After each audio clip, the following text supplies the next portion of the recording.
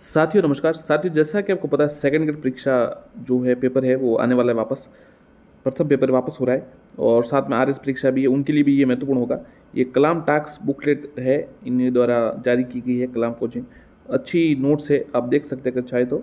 और जल्दी से ये सिलेबस आपका कवर भी करवा देगा। चलिए शुरू करते हैं।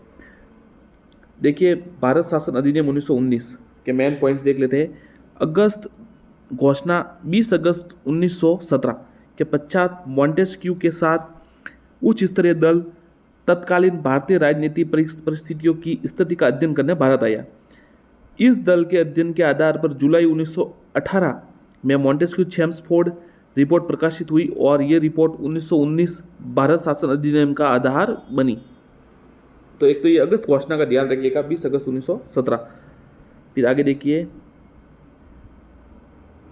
इस अधिनियम के पारित होने के समय भारत के सचिव मॉन्टेग्यू थे। ये ध्यान रखिएगा, जो ये भारत शासन अधिनियम 1919 हुआ उस समय भारत के सचिव मॉन्टेग्यू थे, तब वाइसराय चेम्सफोर्ड थे।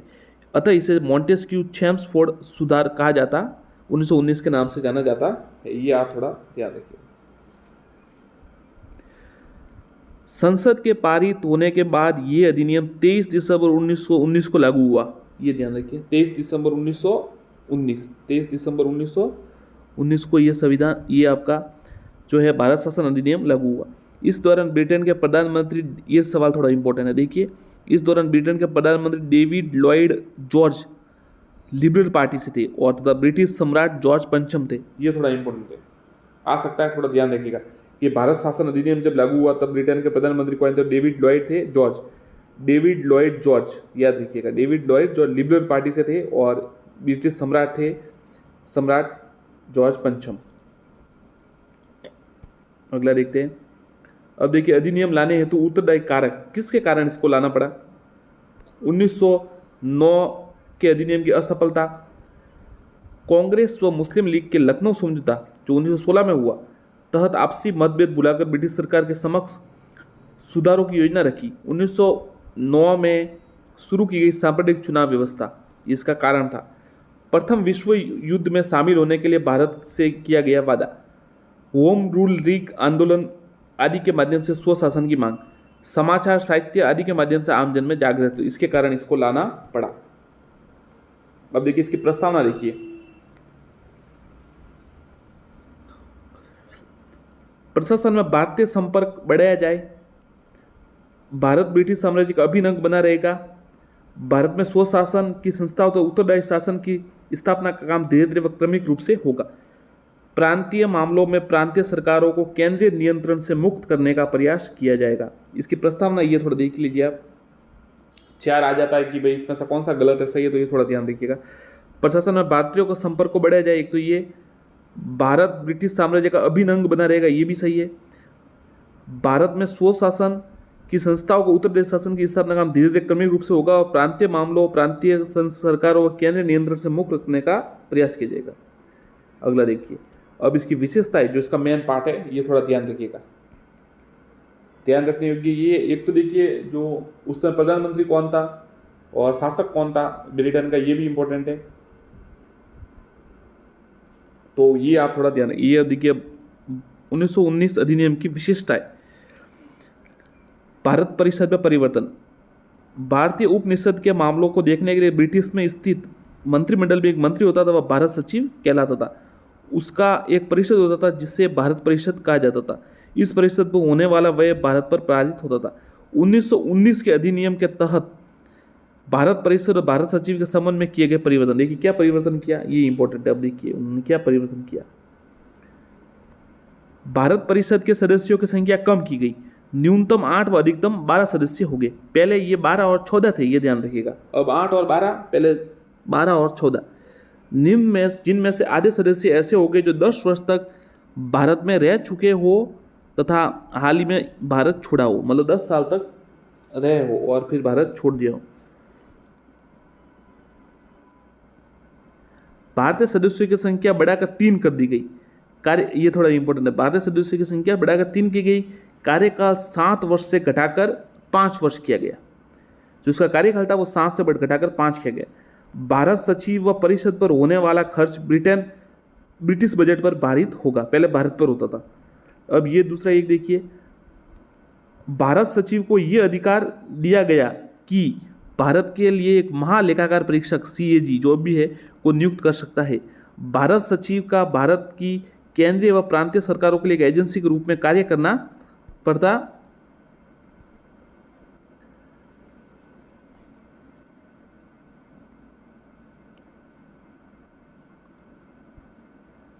इस कार्य के लिए भारतीय उच्चायुक्त हाई कमिश्नर के पद का गठन किया गया, जिसका वेतन भारतीय कोष से मिलना था। देखिए फिर देखिए नोट, उच्चायुक्त का यह पद 13 अगस्त 1920 को स्थापित की गई। अब ज़्यादा अगर गहराई से पूछा जाए तो सवाल आ सकता है कि उच्चायुक्त का पद कब किया गया, तो 13 अगस्त 1920 को स्थापित किया गया, जिस पर प्रथम नियुक्ति ये देखिए विलियम स्टीवंस मेयर की हुई। अब ये सवाल आप ध्यान रखिए, ऐसे सवाल ही बनते हैं। ज़्यादा अगर डीप में पूछा जाए तो ये सवाल जरूर बनेगा। उच्चायुक्त का पद जो है वो 13 अगस्त 1920 को स्थापित हुआ और प्रथम नियुक्ति विलियम स्टीवंस मेयर की हुई। गवर्नर जनरल व कार्यकारिणी परिषद, अब देखिए गवर्नर जनरल व कार्यकारिणी परिषद 1919 के अधिनियम में गवर्नर जनरल व उसकी कार्यकारिणी परिषद की शक्ति में कोई परिवर्तन नहीं आया। ये ध्यान रखिए, कोई परिवर्तन नहीं आया। अब केंद्रीय विधानमंडल 1919 के अधिनियम में पहली बार द्विसदनीय केंद्रीय विधायिका की स्थापना की गई। केंद्रीय विधानसभा, देखिए केंद्रीय विधायिका में क्या क्या है, केंद्रीय विधायिका फिर उच्च सदन, निम्न सदन, काउंसिल ऑफ स्टेट राज्य परिषद और लेजिस्लेटिव असेंबली विधानसभा। सदस्य संख्या देखिए काउंसिल ऑफ स्टेट राज्य परिषद की सदस्य संख्या 60 थी, उसमें मनोनीत 27 थे और निर्वाचित थे 33। मनोनीत 27 और निर्वाचित 33। और जो लेजिस्लेटिव असेंबली मतलब विधानसभा थी उसमें सदस्य थे 145, मनोनीत 41 और निर्वाचित 104। और इसमें से सामान्य 52, सांप्रदायिक चुनाव क्षेत्र 32 और विशेष चुनाव क्षेत्र 20। और सामान्य सांप्रदायिक में भी 30 मुस्लिम और 2 सिख। केंद्रीय विधानसभा का कार्यकाल 3 वर्ष, राज्य परिषद का कार्यकाल 5 वर्ष निर्धारित किया गया। वायसराय को केंद्रीय विधायिका के किसी भी सदन को सामान्य कार्यकाल समाप्ति से पूर्व ही भंग करने का अधिकार दिया गया था। अब थोड़ा इंपॉर्टेंट है वही इसमें देखते हैं। 1909 के पार्लियामेंट सुधार में मुसलमानों के लिए पृथक सांप्रदायिक 1909 ध्यान रखिएगा, मुसलमानों के लिए पृथक सांप्रदायिक चुनाव प्रणाली लागू की गई थी। 1919 के अधिनियम में इस प्रणाली का विस्तार करते हुए सिखों व आंग्ल भारतीयों के लिए भी अलग से किया गया। तो देखिए 1909 में तो किया गया था मतलब मुसलमानों के लिए पार्लियामेंट सुधार में, और फिर इसमें थोड़ा और आगे बढ़ाया, मुसलमानों के साथ साथ सिख और आंग्ल भारतीयों के लिए भी सांप्रदायिक चुनाव प्रणाली शुरू की गई। ये थोड़ा ध्यान रखिएगा। अगर आ जाए कि सिखों के लिए कब अलग से चुनाव प्रणाली शुरू की गई, तो ये 1919 में। 1919 के अधिनियम के तहत पहली बार 1920 में निर्वाचन हुए तथा 9 फरवरी 1921 को पहली केंद्रीय विधानसभा गठित की गई। इस अधिनियम के तहत 1920, 1923, 1926, 1930 और 1934-35 में निर्वाचन हुए, अतः कुल 6 केंद्रीय विधानसभाओं का गठन हुआ। राज्य परिषद, ये देखिए थोड़ा सवाल, राज्य परिषद के प्रथम अध्यक्ष अलेक्जेंडर मूडीमैन बने थे। विधानसभा के प्रथम स्पीकर फेडरिक व्हाइट तथा डिप्टी स्पीकर सचिदानंद सिन्हा थे। ये नरेश मंडल, ये सवाल कई बार आता है, ये ध्यान रखिएगा। भारत के 2 भाग थे, एक जिस पर अंग्रेजों का प्रत्यक्ष नियंत्रण, दूसरा रियासत भाग था जिस पर नरेशों का शासक, नरेश मतलब राजा। इन नरेशों पर अपने नियंत्रण को मजबूत करने के लिए 1919 के अधिनियम के तहत नरेश मंडल की स्थापना का सुझाव दिया। 9 फरवरी 1921 को दिल्ली में नरेश मंडल की स्थापना की गई। इस नरेश मंडल के सदस्यों की संख्या 121 थी, जिसके अध्यक्ष वायसराय था। अब ये थोड़ा इंपॉर्टेंट है, जो नरेश मंडल है इसके देखिए कब स्थापना हुई, ये 9 फरवरी 1921 को हुई और दिल्ली में इसकी स्थापना हुई। कुल सदस्य कितने थे? 121 और वायसराय इसका अध्यक्ष होता था। केंद्रीय व प्रांतीय विषयों का बंटवारा, इस अधिनियम के तहत केंद्रीय व प्रांतीय सरकार के बीच शक्तियों का विभाजन किया गया। विषयों का बंटवारा, केंद्रीय विषय कुल 47, प्रांतीय विषय कुल 50, ये ध्यान रखिएगा।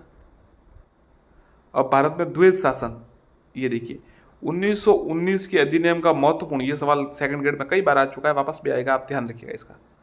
1919 के अधिनियम का महत्वपूर्ण प्रभाव प्रांतीय ढांचे पर पड़ा। इसके अंतर्गत पहली बार सभी 9 प्रांतीय में आंशिक रूप से उत्तरदायी शासन व द्वैध शासन डायरकी की स्थापना की गई। इसके अंतर्गत प्रांतीय सूची के 50 विषयों को 2 भागों में बांटा गया। इसमें संरक्षित विषय और हस्तांतरित विषय, संरक्षित विषय 22 और हस्तांतरित विषय 28। जो संरक्षित विषय थे इनका अर्थ था इन विषयों पर प्रशासनिक नियंत्रण गवर्नर व उसकी कार्यकारिणी परिषद था, जो सचिव की परामर्श पर ब्रिटिश सम्राट द्वारा नियुक्ति की जाती थी। और हस्तांतरित विषय ट्रांसफर, मतलब इस विषयों पर नियंत्रण लोकप्रिय मंत्रियों जिनमें भारतीय शामिल थे को सौंपा गया था। जैसे इनमें कौन थे? शिक्षा, स्वास्थ्य, चिकित्सा, कृषि, स्वशासन आदि। प्रांतों में द्वैध शासन को डायरकी भी कहा जाता है, जो एक ग्रीक शब्द है, इसका ध्यान रखिएगा, ग्रीक शब्द से बना है। भारत में 1919 के अधिनियम के प्रावधानों के अनुरूप 1 अप्रैल 1921 से प्रांतों में द्वैध शासन प्रारंभ हो गया। 1 अप्रैल 1921 से, जो बंगाल व मध्य प्रांत को छोड़कर सभी प्रांतों में 1937 तक चला, ये ध्यान रखिएगा। 1 अप्रैल 1921 से शुरू हुआ और बंगाल और मध्य प्रांत को छोड़कर शेष सभी में 1937 तक चला। प्रांतीय विधान मंडल, प्रांतीय विधान मंडल अब अतिरिक्त सदस्यों निर्मित न होकर 3 वर्ष के लिए चुनी गई एक सदनीय स्वतंत्र संवैधानिक संस्था बन गई, जिसकी अध्यक्षता गवर्नर के हाथों से निकलकर निष्पक्ष पीठासीन अधिकारियों के पास चली गई। केंद्र में अनुत्तरदायी शासन, केंद्र में अनुत्तरदायी शासन, इस अधिनियम के द्वारा प्रांतों में आंशिक रूप से उत्तरदायी शासन की स्थापना की गई, लेकिन केंद्रीय स्तर पर पहले की तरह अनुत्तरदायी शासन रहा। केंद्रीय कार्यकारिणी परिषद में अधिक भारतीयों की नियुक्ति, मतलब भारतीयों की अधिक नियुक्ति होने लगी। अधिकतम संख्या का प्रतिबंध हट गया। 10 वर्ष का अनुभव रखने वाले भारतीय उच्च न्यायालयों के वकीलों के परिषद का कानून सदस्य बनने योग्य माना। इस प्रकार देखिए, ये देखिए, 10 वर्ष अनुभव रखने के बाद भारतीय उच्च न्यायालय के वकीलों को परिषद का कानून सदस्य बनने योग्य माना। इस प्रकार तेज बहादुर सप्रू पहले भारतीय कानूनी सदस्य बने। कौन बने? तेज बहादुर सप्रू। कार्यकारिणी परिषद में भारतीयों की संख्या एक से बढ़कर 3 की गई, लेकिन सदस्य जनता के प्रतिनिधि होकर सरकार के छठे होते थे। इन्हें कम महत्व के विभाग दिए जाते थे।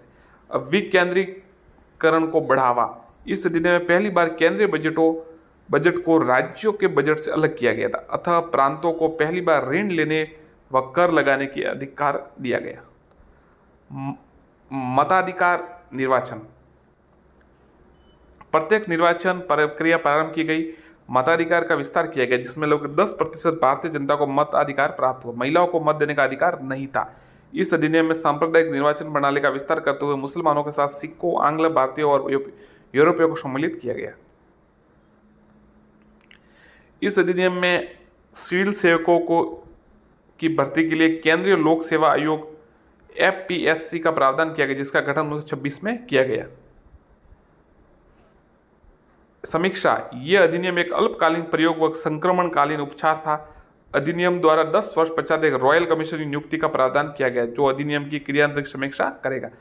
साइमन कमीशन इसी का परिणाम था, ये याद रखिए। अब इसमें क्या क्या इंपॉर्टेंट है वापस देख लेते। देखिए, एक और विशेषता आप देख लीजिए ताकि आपको याद रहे क्या क्या महत्वपूर्ण था इसमें।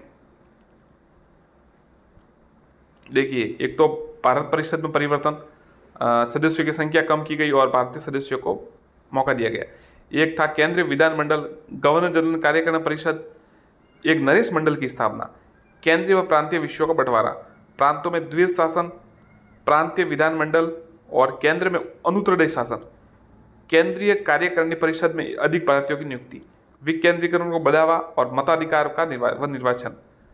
और फिर ये देखिए 1919 के अधिनियम के संबंध में विभिन्न विचारों के मत, ये जरूर आता सवाल कि किसने क्या कहा था,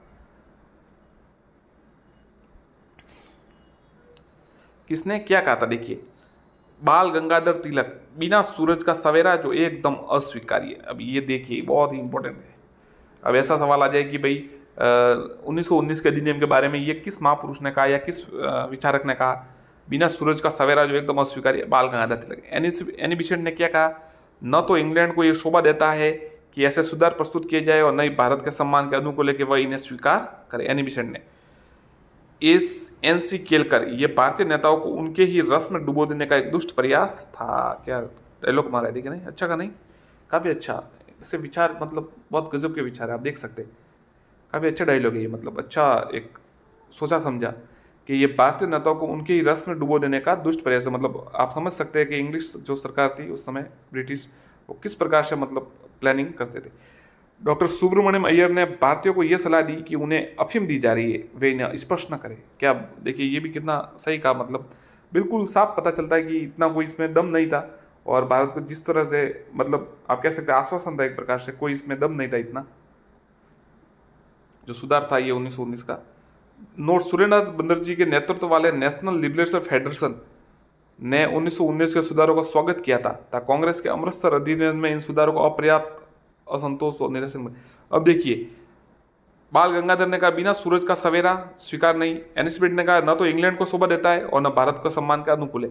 एनसी केलकर ने कहा यह भारतीय नेताओं को उनकी रस में डुबो देने का एक दुष्ट प्रयास था।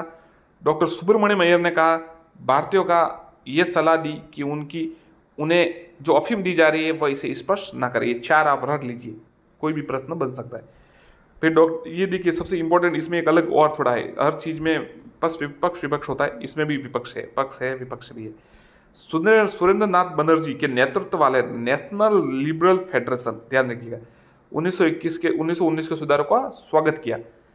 और पर कांग्रेस का जो अमृतसर अधिवेशन था उसमें इन सुधारों को अपर्याप्त, असंतोष पर निराशाजनक बताया। आगे देखते हैं आरपीएससी का।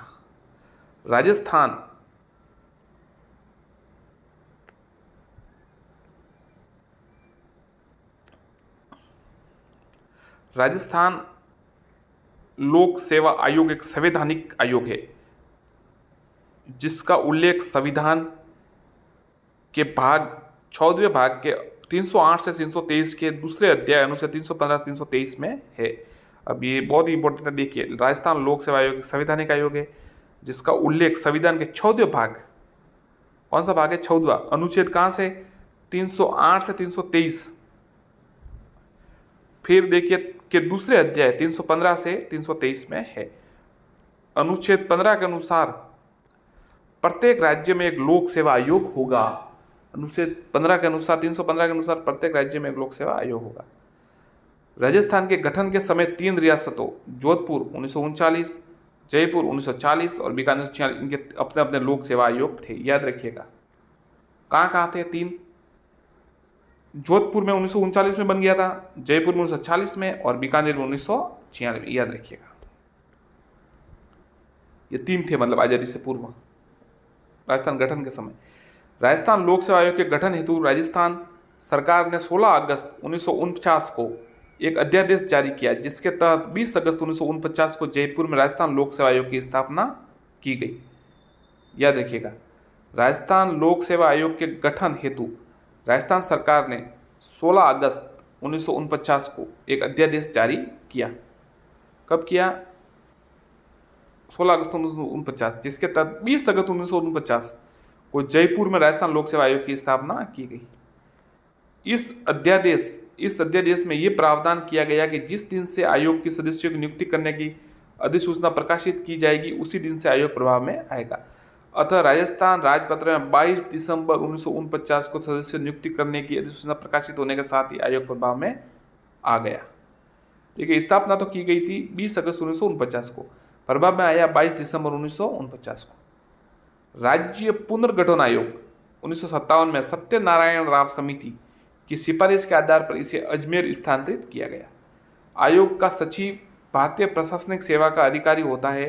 सचिव द्वारा समस्त प्रशासनिक व वित्तीय कार्य निष्पादन किया जाता है। संविधान में आयोग के सदस्यों की संख्या का उल्लेख नहीं किया गया और न ही सदस्यों की योग्यता का उल्लेख किया गया। यह राज्यपाल की स्वविवेकीय शक्ति है। देखिए संविधान में आयोग के सदस्यों की संख्या का उल्लेख नहीं है और न ही सदस्यों की योग्यता का उल्लेख है। राज्यपाल की स्वविवेकीय शक्ति है। लेकिन यह कहा गया कि आयोग के कम से कम आधे सदस्य भारत सरकार या किसी राज्य सरकार के अधीन कम से कम 10 वर्ष तक पद धारण कर चुके हो, अनुभव कर चुके हो। अब आरपीएससी की वर्तमान संरचना देखिए। वर्तमान में आयोग में एक अध्यक्ष व 7 सदस्य, जबकि शुरुआत में एक अध्यक्ष व 2 सदस्य थे। अब वृद्धि कैसे हुई देखिए। 1949 में 1+2 है, अध्यक्ष तो एक मानिए, 2 सदस्य। 68 में हुआ 1+3, याद रखिएगा। 49 से सीधा 68, 19 साल बाद। फिर 68 से 73, 1 4 हो गया। फिर 1981 1 5 हो गया, और 2011 में 1 7 हो गया। 6 हुई नहीं, याद रखिएगा। 1949 में हुआ 1+2, 1968 में हुआ 1+3, 1973 में हुआ 1+4, और फिर 1981 में हुआ 1+5, और 2011 में हुआ 1+7। अब सदस्यों की नियुक्ति। सदस्यों की नियुक्ति अनुच्छेद 316, आयोग के सदस्यों तथा सदस्यों की नियुक्ति राज्यपाल द्वारा की जाती है तथा राज्यपाल आयोग के सदस्यों की को कार्यवाहक अध्यक्ष की नियुक्ति कर सकता है। देखो 300 सदस्यों की नियुक्ति किसके अनुच्छेद के अनुसार होती है? 316, पक्का रख लीजिए। आरपीएससी के सदस्य मतलब लोक सेवा आयोग के जो सदस्य हैं, इनकी राज्य लोक सेवा आयोग, इनके सदस्यों की नियुक्ति 316। आयोग के अध्यक्ष तथा सदस्यों की नियुक्ति राज्यपाल द्वारा की जाती है तथा राज्यपाल आयोग के किसी सदस्य को कार्यवाहक अध्यक्ष नियुक्त कर सकता है अगर नहीं हो तो। अब कार्यकाल भी 316 में ही है। आयोग के अध्यक्ष तथा सदस्य के पद ग्रहण तिथि से 6 वर्ष की अवधि या 62 वर्ष की आयु में जो भी पहले हो तब तक पद धारण करता है। अध्यक्ष तथा सदस्य राज्यपाल को संबंधित त्याग पत्र अपना पद छोड़ सकते हैं, याद रखिएगा। बढ़िया है, बढ़िया, अच्छा प्रश्न बनेगा। 6 वर्ष की अवधि और 62 वर्ष की आयु जो पहले हो तब तक पद धारण करता है, पक्का रख लीजिए इसको। 662 याद कीजिएगा, 662 ऐसा याद करना आप, 662 याद हो जाएगा। जो पहले अगर 6 वर्ष हो तो पहले हटना, या 62 वर्ष हो तो बाद, जो भी हो। अध्यक्ष तथा सदस्य राज्यपाल को संबोधित कर त्याग पत्र अपना पद छोड़ सकते। अध्यक्ष को हटाना। आरपीएससी के अध्यक्ष तथा सदस्यों को केवल कदाचार के आधार पर राष्ट्रपति के ऐसे आदेश से उनके अवधि किसको? आरपीएससी के अध्यक्ष और सदस्य। तो आपको समझ में आ गया होगा क्या मामला मैं बात कर रहा हूं। केवल कदाचार के आधार पर राष्ट्रपति के ऐसे आदेश को उसके पद से हटाया जा सकता है जो सर्वोच्च न्यायालय द्वारा की गई जांच के उपरांत प्रतिवेदन पर आधारित हो। आरपीएससी के अध्यक्ष और सदस्यों को नियुक्ति राज्यपाल करता है, लेकिन उन्हें हटा नहीं सकता। ये थोड़ा ध्यान रखिएगा, आप सवाल आ सकता है। मामला थोड़ा आपको पता है, अभी भी इस बारे में चर्चा भी काफ़ी है। अध्यक्ष सदस्य वो दे नहीं दे अलग बात है, परीक्षा में आरपीएससी परीक्षा करवा रही है। अध्यक्ष तथा सदस्यों को पद से हटाने का अधिकार राष्ट्रपति को प्राप्त है। राष्ट्रपति उन्हें उसी आधार पर हटा सकते हैं जिन आधारों पर यूपीएससी के अध्यक्ष सदस्य को हटा, जिनके आधार।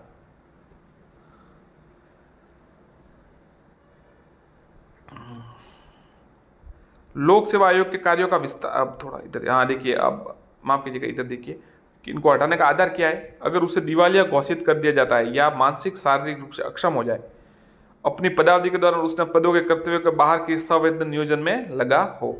इसके अलावा राष्ट्रपति आरपीएससी के अध्यक्ष व सदस्यों को कदाचार के कारण भी हटा सकता है, लेकिन कदाचार मामले में राष्ट्रपति उच्चतम न्यायालय का सलाह करता है। अब देखिए सदस्यों की सेवा शर्तों का निर्धारण 318 में। आयोग के अध्यक्ष तथा सदस्यों की सेवा शर्तों का निर्धारण राज्यपाल करता है।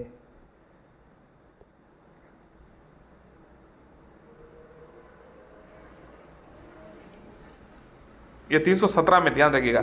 कार्यकाल और जो नियुक्ति है ये 316 में, अध्यक्ष को पद से हटाना 317 में, और 18 में देखिए क्या है, उसके सदस्यों की सेवा शर्तों का निर्धारण। आयोग के अध्यक्ष तथा सदस्यों को सेवा शर्तों का निर्धारण राज्यपाल करता है। आयोग के सदस्यों की संख्या निर्धारित करने का अधिकार भी राज्यपाल को होता है। नियुक्ति के पश्चात इनकी सेवा शर्तों में कोई अलाभकारी परिवर्तन नहीं किया जाता।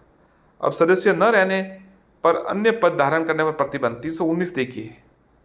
आरपीएससी के अध्यक्ष और सदस्य यूपीएससी का अध्यक्ष या सदस्य के रूप में किसी अन्य राज्य लोक सेवा के अध्यक्ष के रूप में नियुक्ति होने का पात्र हुआ, किंतु भारत सरकार या किसी राज्य सरकार के अधीन किसी अन्य पद के पात्र नहीं हो। अब देखिए ये जो सदस्य और अध्यक्ष है, ये यूपीएससी के अध्यक्ष व सदस्य के रूप में किसी या अन्य जो राज्य है उनके लोक सेवा आयोग के अध्यक्ष के रूप में रह सकते, परंतु कोई दूसरे भारत सरकार या राज्य सरकार के अधीन किसी अन्य पद पर नहीं पात्र होगी। आरपीएससी राजस्थान का सबसे बड़ा भर्ती अभिकरण है। ये विभिन्न प्रकार की भर्तियों का आयोजन करता है, ये साक्षात्कार का आयोजन करता है। ये राज्य सेवा की भर्ती और संबंधित नियम बनाता है, तो राज्यपाल का निर्देशित किसी विषय पर सलाह देता है। एक सेवा से दूसरी सेवा पदोन्नति संबंधी नियम बनाता है, पदोन्नति संबंधी कार्यों को सहयोग प्रदान करता है।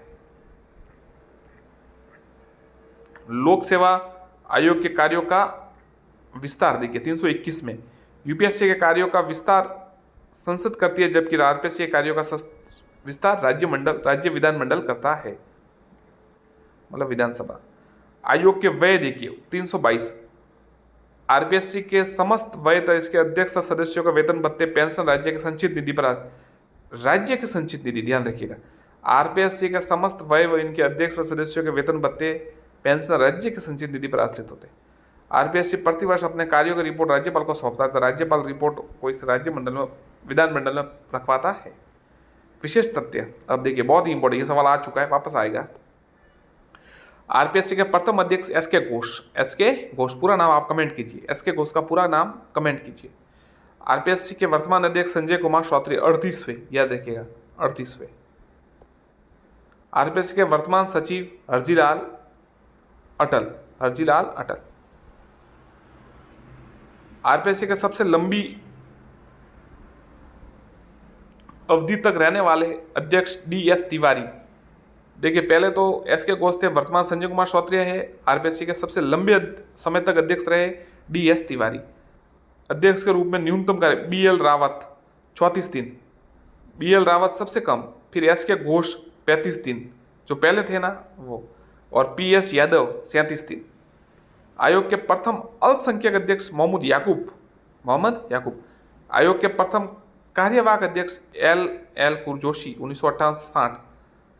अब तक 7 अध्यक्ष रहे, देखिए 7 कार्यवाहक अध्यक्ष रहे, मतलब L Joshi, S Singhania, S Tak, L Meena, R Saini, Shiv Singh Rathore और जसवंत सिंह राठी। कार्यवाहक अध्यक्ष सबसे छोटा जो जसवंत सिंह राठी है, इनका कार्यकाल कार्यवाहक के रूप में सबसे छोटा 15 दिन का रहा। अब देखिए प्रथम महिला सदस्य कांता खातुरिया। राज्य के मुख्य सचिव जो आरपीएससी के सचिव रहे एसटी उज्ज्वल राज्य के मुख्य सचिव रहे और आरपीएससी के सदस्य भी रहे। आरपीएससी के एकमात्र अध्यक्ष जो आरपीएससी सचिव भी रहे नंद किशोर बैरवा, अध्यक्ष भी रहे और सचिव भी रहे नंद किशोर बैरवा। आरपीएससी के एकमात्र अध्यक्ष जो राजस्थान उच्च न्यायालय के जस्टिस एसके घोष जो पहले रहे। आरपीएससी के एकमात्र अध्यक्ष जो डीजीपी रहे भूपेंद्र सिंह यादव 35वें। आरपीएससी के वह अध्यक्ष जो बाद में केंद्रीय मंत्री है सीआर चौधरी। आरपीएससी के सदस्य जो अन्य सेवाओं में रहे, देखिए श्री रघुकुल तिलक वाइस चांसलर राजस्थान के राज्यपाल, श्री दुलेश्वर मीणा भूतपूर्व सांसद, श्री एनएल जैन भूतपूर्व विधानसभा सदस्य, श्रीमती कांता खातुरिया एक्स एमएलए, श्रीमती कमला भील राजस्थान सरकार भूतपूर्व राज्य मंत्री, श्री ओपी गुप्ता भूतपूर्व मुख्य सचेतक राजस्थान के विधानसभा। आरपीएससी अध्यक्ष व सदस्य के रूप में महिलाएं बनी, अब तक एक भी महिला अध्यक्ष नहीं बनी, और सदस्य 7 महिलाएं जो है वो सदस्य रहे। अब इसमें से आ सकता है कि भाई कौन सी महिला जो नहीं रही। श्रीमती कांति खातुरिया, देखिए कौन कौन रहे, कांता खातुरिया, श्रीमती कमला भील, श्रीमती प्रकाशवती शर्मा और श्रीमती दिव्या सिंह। पद से इस्तीफा कांता खातुरिया ने दिया, इन्होंने ये यूपीएससी के सदस्य बनी। शिवपाल सिंह नांगल ने दिया, श्रीमती दिव्या सिंह ने दिया। श्याम सुंदर शर्मा सदस्य पद से इस्तीफा देकर अध्यक्ष बने, ये थोड़ा अच्छा है। श्याम सुंदर शर्मा जी ये श्री देखिए इन्होंने सदस्य पद से इस्तीफा देकर अध्यक्ष बने। कांता खातुरिया जी यूपीएससी की सदस्य बनी। शिवपाल जी नांगल इन्होंने दिया और श्रीमती दिव्या सिंह ने भी दिया इस्तीफा। आरपीएससी के सदस्य जो बाद में यूपीएससी के सदस्य से बने, आ सकता है बिल्कुल। कांता खातुरिया राजस्थान महिला आयोग के अध्यक्ष भी रही और प्रकाशवती शर्मा।